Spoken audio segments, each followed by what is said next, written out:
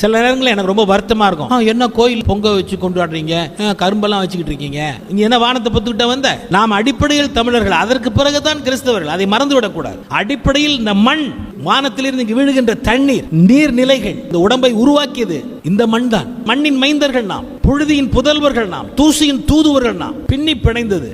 நான் நம்புகிறோம், இயேசு கிறிஸ்துவை நம்புகிறோம், கிறிஸ்துவ சமயம், அதெல்லாம் வேற. ஆனால் அடிப்படையில் நாம் தமிழர்கள், இந்த மண்ணுக்கு சொந்தக்காரர்கள். அதற்கு பிறகுதான் கிறிஸ்தவர்கள் பொங்கல் விழா கொண்டாடலாமா அப்படின்னு இது ஒரு சிந்தனை தலைப்பாகவே கொடுக்குறாங்க. நம்ம அதுக்கு ஒரே ஒரு பதில் தான் சொல்லுவோம், நீ தமிழனா இருந்தா கண்டிப்பா கொண்டாடலாம் அப்படின்னு. கிறிஸ்தவன்கிறது நமக்கு அது ஒரு நம்பிக்கை சார்ந்த வாழ்க்கை. தமிழன் என்பது நம்முடைய இருப்பு, உடன் இருப்பு. அப்ப நாம இந்த பூமியில தான் பிறந்தோம் வளர்ந்தோம் எல்லாம்னா நான் தமிழன். அப்ப தமிழனுக்குரிய விதத்துல நீங்க என்ன செய்யணும், அந்த விழாவை நம்ம கொண்டாட கடமைப்பட்டிருக்கிறோம்.